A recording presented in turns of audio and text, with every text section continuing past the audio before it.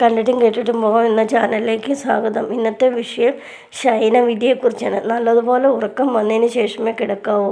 കിടന്നുറങ്ങരുത് എന്ന ചൊല്ലിനർത്ഥം ഉറക്കം വരും മുൻപ് കിടന്ന് ഏറെ സമയം കഴിഞ്ഞ് ഉറക്കമാകരുത് എന്നാണ്.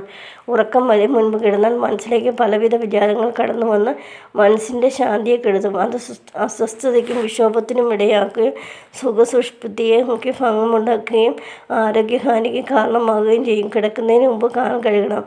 കിടക്കാൻ ഉപയോഗിക്കുന്ന പായ, കിടക്ക, വിരിപ്പ് മുതലായവ കൈകൾ കൊണ്ട് നല്ലതുപോലെ തട്ടിക്കുടഞ്ഞു വേണം വിരിച്ചു കിടക്കാൻ. സുഖസുഷുപ്തിക്കായി പ്രാർത്ഥിക്കുകയും ഉണർന്നെഴുന്നേൽക്കും വരെ തൻ്റെ രക്ഷ ഈശ്വരങ്കൽ സമർപ്പിക്കുകയും വേണം.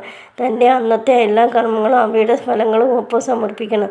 അറിഞ്ഞോ അറിയാതെയോ തെറ്റുകൾ ചെയ്തു പോയിട്ടുണ്ടെങ്കിൽ ഈശ്വരനോട് മാപ്പ് ചോദിക്കുകയും വേണം.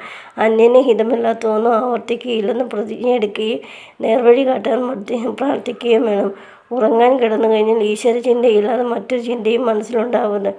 പുരുഷന്മാർ നീണ്ടു നിമിർന്ന് മലർന്നു കിടക്കണം. സ്ത്രീകൾ മലർന്നു കിടന്നുറങ്ങാതെ ഇടതുവശം ചെരിഞ്ഞ് കിടന്നുറങ്ങണം. കിഴക്കോട്ടോ തെക്കോട്ടോ തല വെച്ച് കിടക്കണം. കിഴക്കിൻ്റെ അധിപതികൾ ദേവന്മാരാണ്. പടിഞ്ഞാറിനടുത്ത് ഋഷിമാരും. കിഴക്കോട്ട് തലയും പടിഞ്ഞാറ്റ് കാലുകളുമായി കിടക്കുമ്പോൾ കിഴക്കിൻ്റെ അധിപതികളായ ദേവന്മാരുടെ പ്രീതി ലഭിക്കുകയും അതുമൂലം ഋഷിമാർ സന്തുഷ്ടരാകുകയും ചെയ്യുന്നു. തെക്ക് ദിശ പിതൃക്കളുടേതാണ്. വടക്ക് ദിക്ക് ആർക്കും അധീനമല്ല. അത് മനുഷ്യരാശിയാണ് കൽപ്പിച്ചിരിക്കുന്നത്. തെക്കോട്ട് തലയും വടക്കോട്ട് കാലുകളുമായി കിടന്ന പിതൃക്കളുടെ വീതം ലഭിക്കും. പടിഞ്ഞാറോട്ടും വടക്കോട്ടും തലവെച്ച് കിടക്കരുത്. ശയനവിധിയിലെ ഈ നിഷ്കർഷകൾ പാലിക്കുന്നവർക്ക് ശാരീരികവും മാനസികവുമായ അസ്വസ്ഥതകൾ ഉണ്ടാകുകയില്ലെന്ന് മാത്രമല്ല, ഉണ്ടെങ്കിൽ അതിന് ആശ്വാസം ലഭിക്കുകയും ചെയ്യുമെന്നും ആചാര്യന്മാർ ഉപദേശിച്ചിട്ടുണ്ട്.